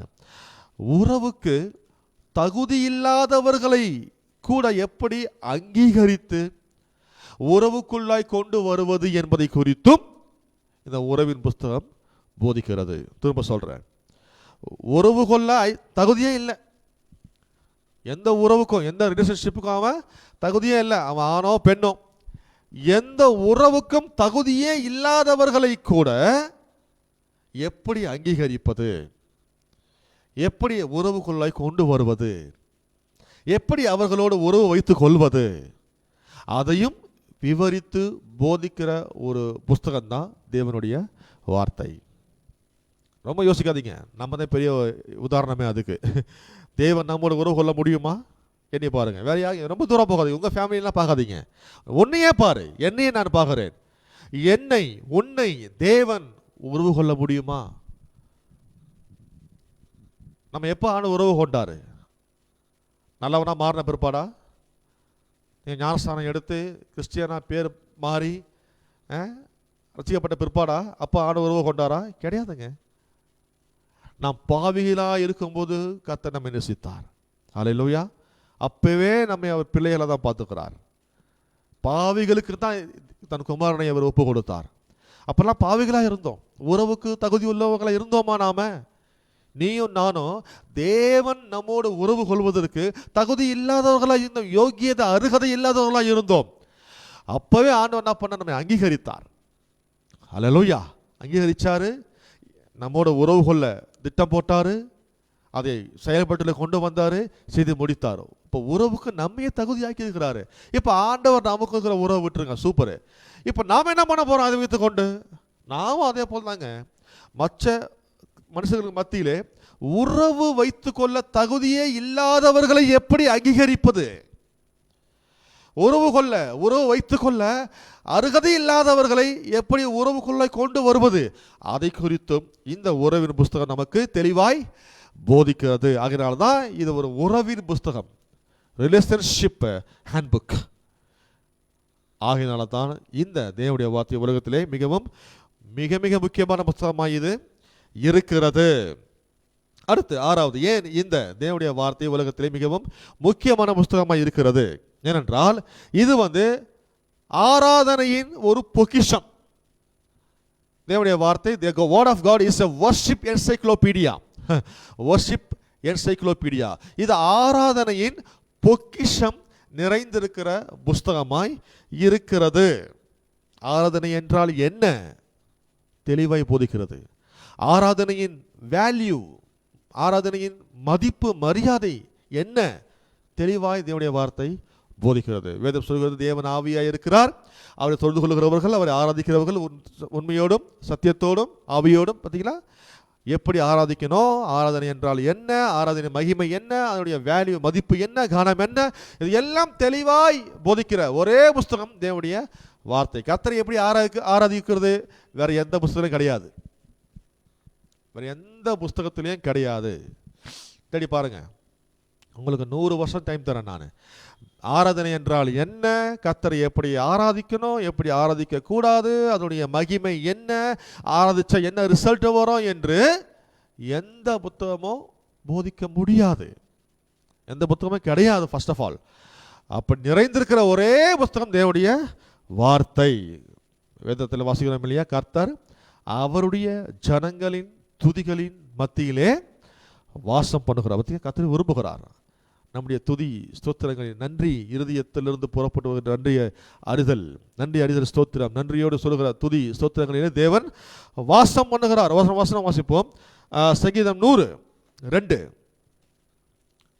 தேவனுடைய வார்த்தை ஒரு வர்ஷிப் என்சைக்ளோபீடியா, ஆராதனையின் பொக்கிஷம் நிறைந்திருக்கிற ஒரு புஸ்தகம். சங்கீதம் 100:2, Psalm 100 verse 2 வாசிக்கிறேன். மகிழ்ச்சியோட கர்த்தருக்கு ஆராதனை செய்து ஆனந்த சத்தத்தோடு அவர் சந்நிதிக்கு முன் வாருங்கள். பார்த்தீங்களா, நான் சொன்னேன் இல்லையா, எப்படி ஆராதிக்கணும், எப்படி ஆராதிக்க கூடாது, தேவ சமூகத்தில் எப்படி உள்ள நுழையணும், ஆராதனை சமூகத்திலே, ஆராதனை பிரசன்னத்திலே, தேவனுடைய சிங்காசனத்துக்கு முன்பாக அவர் ஆராதிக்க துதித்து சோத்திருக்கும் பொழுது அது எப்படி அப்ரோச் பண்ணணும் ஆண்டவர் என்றெல்லாம் தெளிவான விவரங்களை நிறைந்திருக்கிற ஒரு வர்ஷிப் என்சைக்ளோபீடியா, ஒரு ஆராதனை பொக்கிஷமாக இருக்கிற ஒரே புஸ்தகம் தேவனுடைய வார்த்தை. ஆகையினால்தான் இந்த புஸ்தகம் உலகத்தில் மிகவும் முக்கியமான புஸ்தகமாய் இருக்கிறது. 7வது காரணம், ஏன் தேவனுடைய வார்த்தை இந்த உலகத்தில் மிகவும் முக்கியமான புஸ்தகமாக இருக்கிறது என்றால், இது the word of God teaches the spiritual protocol. தமிழ்ல நான் விளக்குறேன் நான். ஆவிக்குரிய நியமங்களை, ஆவிக்குரிய சட்ட திட்டங்களை, ஆவிக்குரிய சிஸ்டத்தை இது போதிக்கிறது. நம்ம உலகத்தில் பாருங்க, நம்முடைய அரசியல்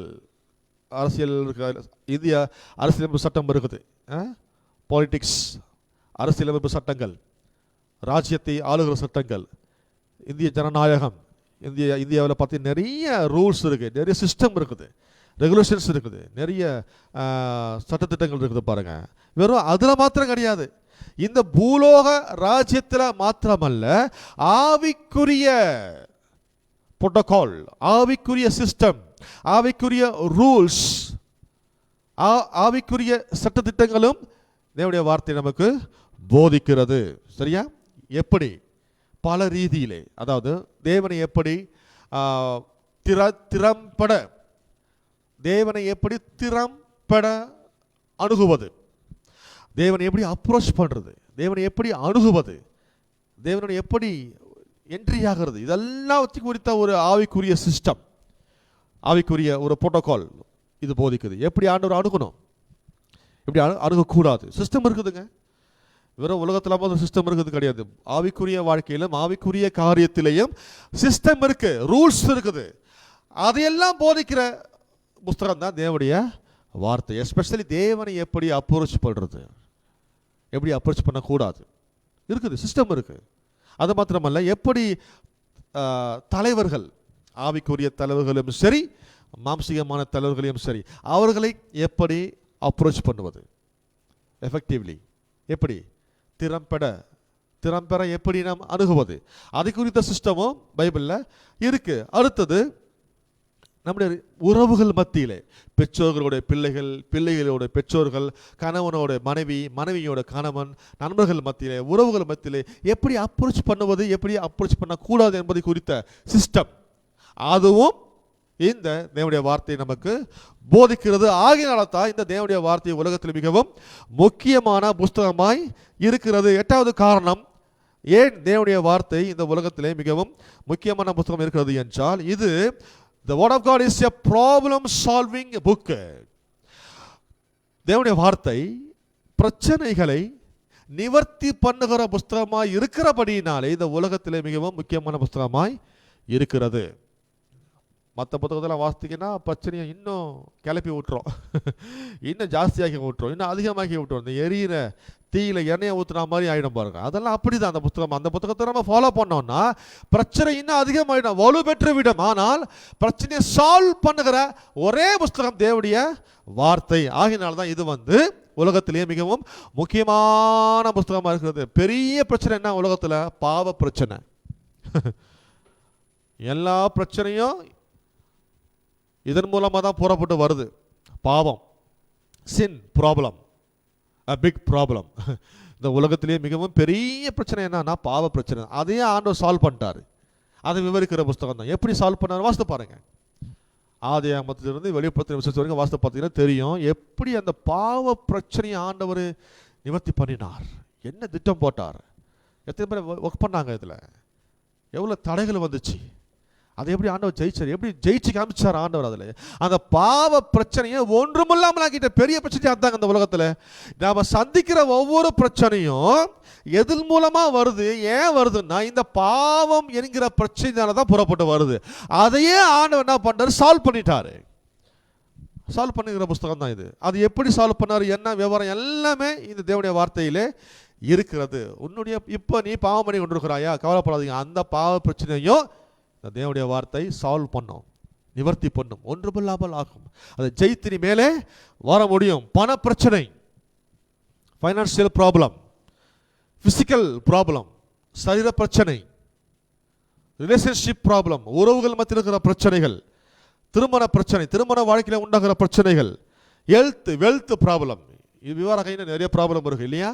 எல்லா பிரச்சனைகளையும் சால்வ் பண்ணுகிற, நிவர்த்தி பண்ணுகிற புஸ்தகமாய் இது இருக்கிறபடினால தான் உலகத்தில் மிகவும் முக்கியமான புஸ்தகமாய் இது இருக்கிறது. 9வது காரணம், ஏன் தேவனுடைய வார்த்தை இந்த உலகத்தில் மிகவும் முக்கியமான புஸ்தகம் இருக்கிறது என்றால், தேவனுடைய வார்த்தை சிறைப்பட்டவர்களை விடுதலை ஆக்குகிற புஸ்தகமாய் இருக்கிறது. The word of God is a deliverance book for captives. சிறைப்பட்டவர்களை விடுதலை ஆக்குகிற புஸ்தகமாய் தேவனுடைய வார்த்தை இருக்கிறது. ஹல்லேலூயா.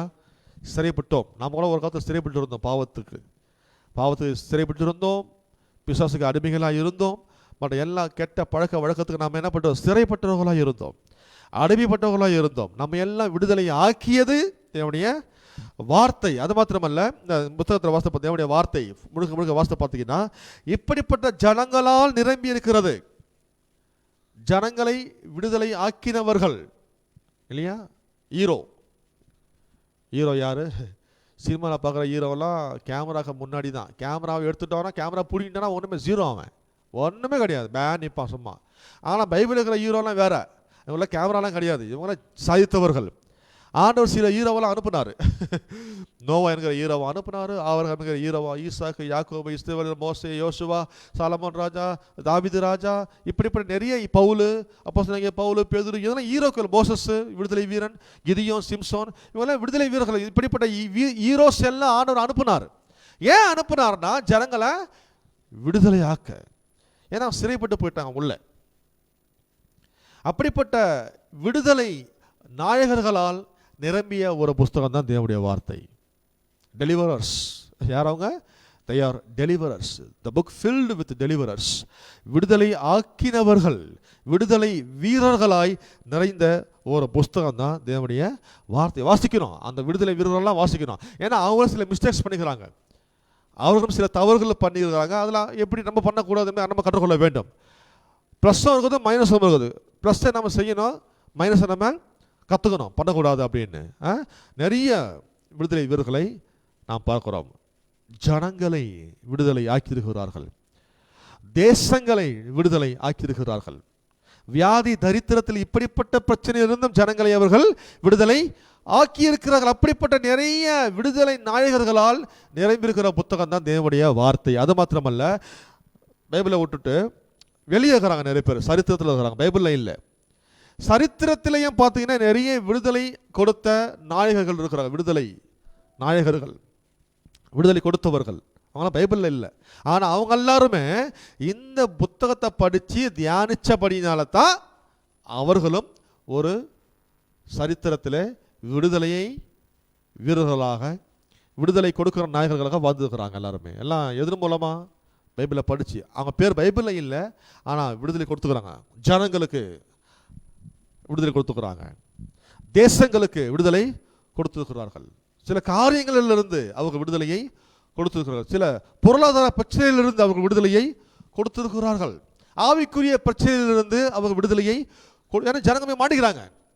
இப்படி சிறைப்பட்ட ஜனங்களுக்கு விடுதலை கொடுத்த நாயகர்களும் இருக்கிறாங்க, உலகத்தில் இருக்கிறாங்க, சரித்திரவாதிகள் இருக்கிறாங்க. ஆனால் அவங்க பைபிளில் இல்லை. ஆனாலும் அவங்க எப்படி அதை சாதித்தார்கள் என்றால், எப்படி செய்து முடித்தார்கள் என்றால், அவர்கள் இந்த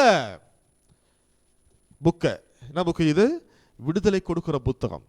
சிறைப்பட்டோரை விடுதலை ஆக்குகிற இந்த புத்தகத்தை படித்து தியானித்தபடினாலே அவர்கள் இப்படிப்பட்ட விடுதலைகளை ஜனங்களுக்கு, தேசங்களுக்கு அவர்கள் கொடுத்திருக்கிறார்கள். நான் சொன்னேன், ஆபிரகாம், கிதியோன், சிம்சோன், அப்போஸ்தலனாகிய பவுல், பேதுரு, இன்றைக்கு நிறைய ஊழியக்காரர்கள்லாம் பாருங்க, நிறைய விடுதலை நாயகர்கள் எல்லாருமே. இங்கே பாஸ்டர் சாம்பி செல்லதுரை, அவரும் ஒரு விடுதலை நாயகர் தான். ஏன்? கர்த்தர் நல்லவர்னு போதிச்சார். நிறைய கர்த்தரை நம்முடைய ஆதாரம் என்று ஒரு போதித்தார். அவரும் சில காரியத்திலே ஜனங்களை விடுதலை ஆக்கினார். ஆனால் பைபிளில் இல்லை, ஆனால் இருக்கிறாங்க. எப்படி? பைபிள் மூலமாக இதை படித்து வாசித்து தியானித்தபடினாலே விடுதலை ஆக்குகிறார்கள். எல்லாருக்கும் மேலாக நம்முடைய ஆண்டவராகிய இயேசு கிறிஸ்து, அவர் தான் இந்த உலகத்துக்கே விடுதலை கொடுத்தார் இல்லையா? இந்த உலகத்துக்கே என்ன பண்ணார்? அவர் விடுதலையை அவர் கொடுத்தார். ஆகையினாலே இது விடுதலை கொடுக்கிற ஒரு புத்தகமாக இருக்கிறது. விடுதலை கொடுத்த நாயகர்களுடைய பெயர்கள், சம்பவங்கள், சரித்திரம் நிறைந்திருக்கிற புத்தகமாக இது இருக்கிறது. இன்னொன்று இருக்குது இதில், அந்த எப்படி முட்டாள்தனத்தினாலே சிறைப்பட்டு போனார்கள், அதுவும் இது இருக்குது. எப்படிங்க? எப்படி தங்கள் முட்டாள்தனத்தினாலே, ஆத்திரத்தினாலே, அவசரத்தினாலே, மூடத்தனத்தினாலே ஜனங்க எப்படி போய் சரியில் போயிட்டு மாட்டிக்கினாங்க, அவங்களே போயிட்டு சிக்கிக்கொண்டார்கள். அதுவும் இதிலே எழுதப்பட்டிருக்கிறது. அதையும் வாசிக்கிறோம். ஒரு ஊழியக்காரனுடைய வேலை என்னன்னு சொல்லுது? ஏசாயா 61:1 வாசித்து பார்த்தீங்கன்னா, சிறைப்பட்டோரை விடுதலை ஆக்கவும் கர்த்தர் என்னை அனுப்பினார் ஆண்டவர் சொல்றார். ஒவ்வொரு ஊழியக்காரனுடைய அசைன்மெண்ட், ஒவ்வொரு தலைவனுடைய அசைன்மெண்ட், ஆவிக்குரிய தலைவர்கள், சபை தலைவர்களுடைய அசைன்மெண்ட் என்ன தெரியுமா? சிறைப்பட்டவர்களை விடுதலை ஆக்குவது. இதுதான். அப்போ இந்த தேவனுடைய வார்த்தை சிறைப்பட்டோரை விடுதலை ஆக்குகிற புஸ்தகமாக இருக்கிறபடினால தான் இது உலகத்தில் மிகவும் முக்கியமான புஸ்தகமாக இருக்கிறது. அடுத்து ஏன் 10வது காரணம், ஏன் தேவனுடைய வார்த்தை இந்த உலகத்தில் மிகவும் முக்கியமான புஸ்தகம் இருக்கிறது என்றால்,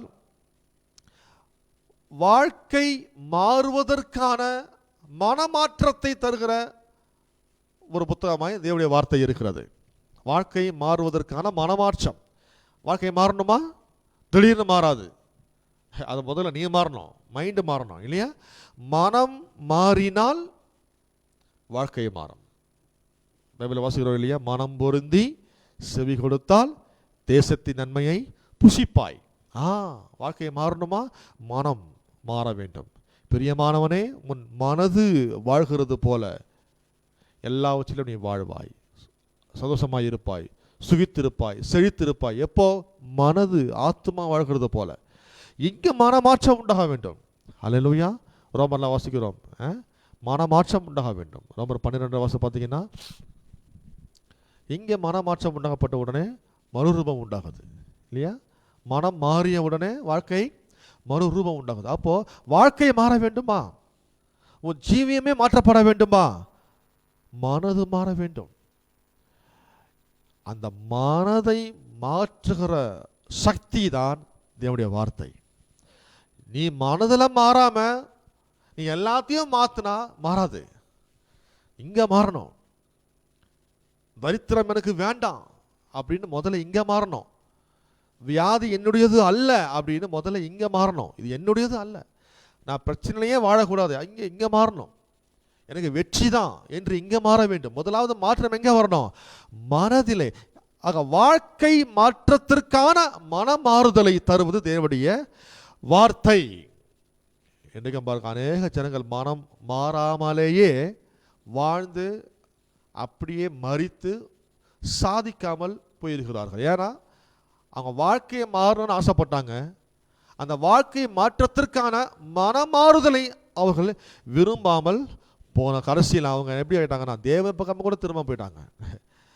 கடைசியில் வாழ்க்கையும் மாறலை, தேவன் பக்கமும் அவர்கள் என்ன பண்ணவில்லை, திரும்பாமலேயே அவர்கள் போய்விட்டார்கள்.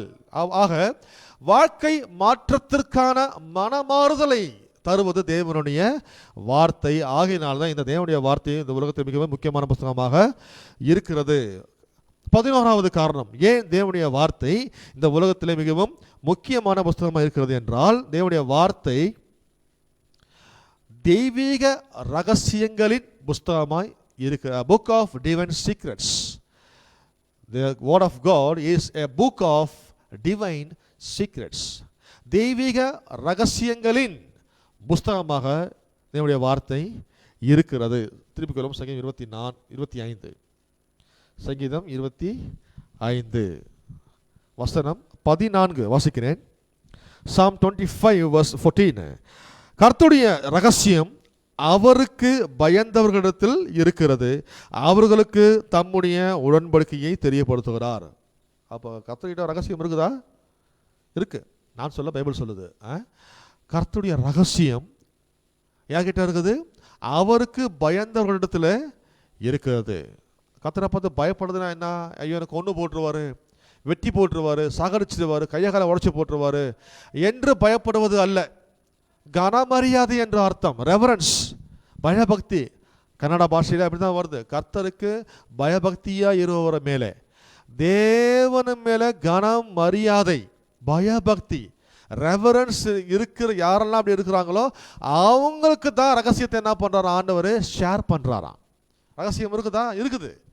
இது நிறைய ரகசியம், தேவனுடைய ரகசியங்கள், டிவைன் சீக்ரெட்ஸ், தெய்வீகமான ரகசியங்கள் நிறைந்திருக்கிற புஸ்தகமாக இது இருக்குது. அது ரகசியமாகவே வச்சில்ல. ரகசியம் ரகசியம் சொல்லிட்டு மேலே வந்து சேரு சொல்ல ஆண்டவர் இல்லை, ரகசியம் தான். ஆனால் எங்களுக்கு, அதாவது தேவனுடைய பிள்ளைகளாகிய நமக்கு அந்த ரகசியத்தை ஆண்டவர் வெளிப்படுத்தி இருக்கிறார். அதான் சத்தியம், கற்றுக்கொள்ளுங்கள். அது ரகசியமாகவே வச்சில்ல கடைசி வரைக்கும். இல்லை இல்லை இல்லை இல்லை, ரகசியம் தான். யாருக்கு வெளிப்படுத்துறாரு? அதை யாருக்கு ரகசியமா இருக்கு? யாருக்கு ரகசியத்தை வெளிப்படுத்துறாரு? உலகத்தாருக்கு அது ரகசியமா இருக்குது, உனக்கும் எனக்கும் அது ரகசியமா இல்லை. அதை ஆண்டவர் என்ன பண்றார்? நமக்கு அதை வெளிப்படுத்துகிறார். அவர் உடன்படிக்கையின் ஜனங்களுக்கு அதை வெளிப்படுத்துகிறார் என்று அடுத்த வசனம் சொல்லுது அதே வாக்கியத்தில். ரகசியம் இருக்குதா? இருக்குதுங்க. எப்படி வெற்றி பெறுது? ரகசியம் உள்ள இருக்குது. எப்படி ஆரோக்கியத்தோடு வாழ்வது? ரகசியங்க உள்ள இருக்குது. எப்படி பண ரீதியிலே ஐஸ்வர்யத்தில் செழிப்பது, ரகசியம், சீக்ரெட் உள்ள இருக்குது. எப்படி பிள்ளை பெற்றுக்கொள்வது, எப்படி குழந்தைய பாக்கியம் உண்டாவது, குழந்தையே இல்லை குழந்தைய பாக்கியம் எப்படி, ரகசியம். இப்போ பார்த்தாலும் தோத்தே போகிறேன், எப்போ ஜெயிப்பேன், ரகசியம் இருக்குது உள்ள. பண வருமானம் அதிகரிக்கப்பட வேண்டும், ரகசியம். என் வியாபாரம் சக்ஸஸ் ஆகணும், ரகசியம். என் வியாபாரத்தில் லாபத்தின் மீது லாபம் உண்டாக வேண்டும், ரகசியம். அதெல்லாம் சீக்கிரட்டு உள்ள இருக்குது.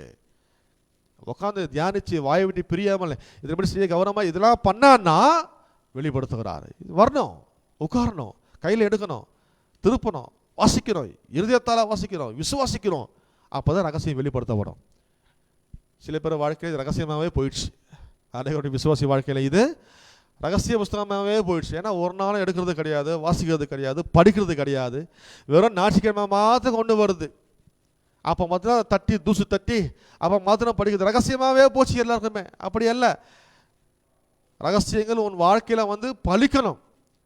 ரகசியங்கள் பைபிள் ரகசியமாக இருந்து விடக்கூடாது உன் வாழ்க்கையில். நான் சொல்கிறேன், ஒரு ரகசியத்தை சொல்கிறேன். தெய்வீக ரகசியம் நிறைந்த புஸ்தகம் உனக்கு ரகசிய புஸ்தகமாக இருக்கக்கூடாது. இது வெளியே உன் வாழ்க்கையிலே பலிக்கிற காரியமாக இருக்க வேண்டும். அப்படியே இதை நீ பாற்றுக்கொள். ஒரு ஆமென் சொல்லாமே. ஆகையினால பல ப்ரமோஷனுக்கு ஒரு வசனம் சொல்லிட்டு பாருங்க. ப்ரமோஷன், உயர்வு, எல்லாத்துலேயும். ப்ரமோஷன்னா வாழ்க்கையில் வேலை ஸ்தலத்தில் மாத்திரம் இல்லைங்க, வேலையில் ப்ரமோஷன் மாத்திரம் இல்லை, இல்லை இல்லை இல்லை, எல்லாத்திலும். குடும்பத்தில், திருமண வாழ்க்கையில், வியாபாரத்தில், வேலையில், பிஸ்னஸில், எல்லா உறவுகள் மத்தியில், ஃப்ரெண்ட்ஷிப்பில், ஆவிக்குரிய ரீதியில் எல்லாத்திலும் ப்ரமோஷனுக்கு ஒரு ரகசியம் இருக்குது. காண்பிக்கிறேன் நான். நீதிமொழிகள் 22, நீதிமொழிகள் 22, 29. The book of Proverbs chapter 22 verse 29 வாசிக்கிறேன். 22, 29. ப்ரமோஷனுக்கு ஒரு சாம்பிள் காட்டுறேன் நான். ரகசியம்னா என்ன, அது எப்படி ஒர்க் அவுட் ஆகுது, அதோட சாம்பிள் என்ன. தன் வேலையில் ஜாக்கிரதையாக இருக்கிறவனை நீ கண்டால் அவன் நீசருக்கு முன்பாக நில்லாமல் ராஜாக்களுக்கு முன்பாக நிற்பான். ரகசியம் வெளிப்படுத்தப்படுகிறது. பார்த்தீங்களா? தன் வேலையிலே ஜாக்கிரதையாக இருக்கிறவன். எந்த வேலை? எந்த வேலை? குடும்பம், திருமணம், வியாபாரம், வேலை, உறவுகள், ஊழியம், எல்லாம் பாருங்க. எல்லாத்திலையும் அவன் அதில் அவன் ஜாக்கிரதையாக இருந்தான்னா ரிசல்ட் என்னவா? நீசருக்கு முன்பாக நிற்க மாட்டான், ராஜாக்களுக்கு முன்பாக கனப்படுத்தப்படுவதற்கு அவன் நிற்க வைக்கப்படுவான். ரகசியம் வெளிப்படுத்தப்படுகிறது. ப்ரமோஷன் வேண்டுமா? இதுதான் ப்ரமோஷனுக்கு ரகசியம். ஆனால் உலகத்தில் இது கிடையாது. உலகம் என்ன சொல்லுது? மேனேஜரை காக்காப்பிடி, மேனேஜரை காக்காப்பிடி, தடவை கொடு, அவர் சொல்றதுக்கெல்லாம் தலையாட்டிக்க, சீனியரை கைக்குள்ளே போட்டுக்க, அந்த மனுஷனை கையில் வச்சுக்க, இந்த மனுஷனை கையில் வச்சுக்க, அதை பண்ணு, இதை பண்ண, மனுஷனை பிரியப்படுத்து, அதை பண்ணு, இதை பண்ணு. ப்ரொமோஷன் வராது. ரகசியம் இல்லைங்க, அது வேஸ்ட்டு. அதை ஃபாலோ பண்ண இருக்கிற வேலையும் போயிடும். ரகசியம் இதுதான் வெளிப்படுத்த. இவ்வாறாக நிறைய இருக்குதுங்க ப்ரொமோஷனுக்கு. நான் ஒரு சாம்பிள் தான் காண்பது. இந்த மாதிரி எக்கச்சக்கமான ரகசியங்கள் நிறைந்த ஒரு புத்தகமாக இதனுடைய வார்த்தை. இதை வாசித்து பார்த்தீங்கன்னா தியானிச்சிங்க பாருங்கள், வாழ்க்கையில் அப்படியே பழிச்சிடும். ஆகையினால்தான் தேவனுடைய வார்த்தை உங்கள் வாழ்க்கையிலே மிக மிக முக்கியம். அதான் ஆண்டவர் இது சொன்னார். யோசுவா, இந்த நியாயப்பிரமாண புஸ்தகம் உன் வாயை விட்டு பிரியாது இருப்பதாக, இதன்படி செய்ய கவனமாக இருப்பாயாக. அடுத்து சொல்கிறாரு, இரவும் பகலும் இதை தியானிப்பாய், அப்பொழுது நீ உன் வழியை வாய்க்க பண்ணுவாய், அப்பொழுது நீ நல்ல வெற்றியையும். ஆகையினால தான் இந்த தேவனுடைய வார்த்தையை இந்த பூமியில் மிகவும் முக்கியமான புத்தகமாய் இருக்கிறது. விசுவாசிக்கிறீங்களா? ஹல்லேலூயா. உங்கள் வாழ்க்கையில் இது மெய்யாய் பலிப்பதாக. இந்த நல்ல நாளிலே கர்த்தருடைய வார்த்தையை ஒரு மத்தியில் நான் பகிர்ந்து கொள்ள ரொம்ப சந்தோஷப்படுறேன். நான் நிச்சயமாக அந்த வார்த்தை உங்களுக்கு ஆசீர்வாதம் இருக்கும் என்று விசுவாசிக்கிறேன். கர்த்தருடைய வார்த்தையை விசுவாசியுங்கள், கனப்படுத்துங்கள், அதை மேன்மையாய் பாருங்கள். இந்த உலகத்தில் மிகவும் முக்கியமான புத்தகமாக அதனுடைய வார்த்தை இருக்கிறது. அதை விசுவாசியுங்கள், அதை வாஞ்சியுங்கள், நேரத்தை ஒதுக்குங்க, நல்ல ஒரு பழக்க வழக்கத்தை வைத்துக் கொள்ளுங்கள். அதை வாசிக்கிற பழக்கம், தியானிக்கிற பழக்கம். இந்த நான் சொன்னேன், இந்த உலகத்திலே மிகப்பெரிய சாதனை படைத்தவர்கள் எல்லாருமே தினமும் இந்த வேத வார்த்தையை வாஞ்சித்தார்கள், படித்தார்கள், தியானித்தார்கள். ஆகையினால தான் அவங்களுக்குள்ள ஞானத்தை தேவனுடைய வார்த்தை இம்பார்ட் பண்ணியது, கொடுத்தது, உள்ளே பதித்தது. அதை பெற்றபடி என்ன பாருங்க, அவங்க என்ன பண்ண பெரிய பெரிய சாதனை சாதிச்சாங்க. எல்லாருமே பெரிய பெரிய கண்டுபிடிப்பு, பெரிய பெரிய மோஸ்ட் டிஸ்கவரிஸ் எல்லாவற்றையும் கண்டுபிடித்து சாதித்தாங்க. அது ரிசல்ட் என்ன? தேவனுடைய வார்த்தையில் அவர் நாட்டம் கொண்டார்கள். அதை வாசித்தார்கள், தியானித்தார்கள், அதை படித்தாங்க, உள்ள இருக்கிற ஞானத்தை அவர்கள் பெற்றுக்கொண்டார்கள். அதான் ஆண்டவர் சொன்னார், இது உன் வாயை விட்டு பிரியாதிருப்பதாக, இதன்படி செய்ய கவனமாக இருப்பாயாக. அது சொல்றாரு, இரவும் பகலும் இதை தியானிப்பாயாக. ஆக பிரியமானவர்களே, இந்த வார்த்தையை தியானியுங்கள், இந்த செய்தியை மீண்டும் மீண்டும் போட்டு கேளுங்கள். உங்கள் வாழ்க்கையிலே மிகவும் அது ஆசீர்வாதம் இருக்குன்னு விசுவாசிக்கிறேன். நாம் கண்களை மூடி நான் ஜெபம் செய்து முடிப்போம். இந்த கர்த்தருடைய வார்த்தையை நன்றி சொல்லுவோம்.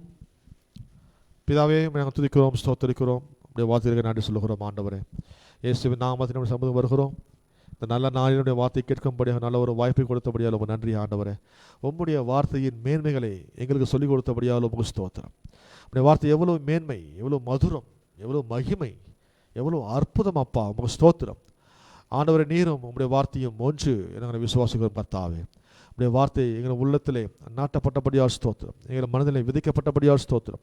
உடைய வார்த்தையின் மேன்மைகளை, மகத்துவங்களை, மகிமையை நீர் எங்களுக்கு இன்றைக்கு போதித்தபடியால் உங்களுக்கு நன்றி சொல்லுகிறோம் ஆண்டவரே. கேட்ட மக்களை ஆஸ்வதிக்க நன்மையும் கிருபையும் கேட்ட மக்களுக்கு பின்தொடர வேண்டுமா நாங்கள் ஜெபிக்கும். இந்த வார்த்தையை தியானிக்கட்டும், இந்த வார்த்தையை நேசிக்கட்டும், இந்த வார்த்தையை தியானிக்கட்டும். யோசுவா 1:8 பிரகாரமாக வாயை விட்டு பிரியாதிருப்பதாக, இதன்படி செய்ய கவனமாக இருப்பார்களாக, இரவும் பகலும் இதை தியானிப்பார்களாக. அப்போது இவர்கள் அவள் வாழ்க்கையை வாய்க்க பண்ணி கொள்வார்கள். அப்பொழுது நல்ல வெற்றி இவர்கள் பெறுவார்களாக என்று நாங்கள் ஆசீர்வதிக்கிறோம் கர்த்தாவே. கேட்ட மக்களை ஆஸ்வதிக்கிறோம், நன்மையும் கிருபையும் அவர்களை பின்தொடர வேண்டுமா நாங்கள் ஜெபிக்கிறோம். ஆண்டவரே, யாராருக்கு என்ன அற்புதம் வேண்டுமோ இயேசுவின் நாமத்தில் அற்புதங்களை உண்டாகட்டும் கர்த்தாவே. இந்த பொல்லாத காலத்திலே, இந்த பொல்லாத உலகத்திலே நீர் உங்களுடைய தயவினாலே, நல்ல தயவுள்ள கரத்தினாலே எங்களை எல்லாரையும் பாதுகாத்து கொண்டு வருகிறபடியால் உங்கள் ஸ்தோத்திரம் ஆசீர்வதிக்கிறோம். உமக்கு சகல துதிக நம்பிக்கை யாவற்றையும் எடுக்கிறோம். எங்கள் ரட்சகராக இயேசுவின் நாமத்தில் ஜெபிக்கிறோம் நல்ல பிதாவே, ஆமென். நம்ம கர்த்தராகிய இயேசுவின் கிருபையும் பிதாவுக்கு தேவனுடைய அன்பும் பரிசுத்த ஆவியோட ஐக்கியமும் இன்றைக்கும் என்றைக்கும் சதா காலமும் நம்முடன் இருப்பதாக எல்லாரும் சொல்லுவோம். ஆமென். நீங்கள் ஆசீர்வதிக்கப்பட்டவர்கள்.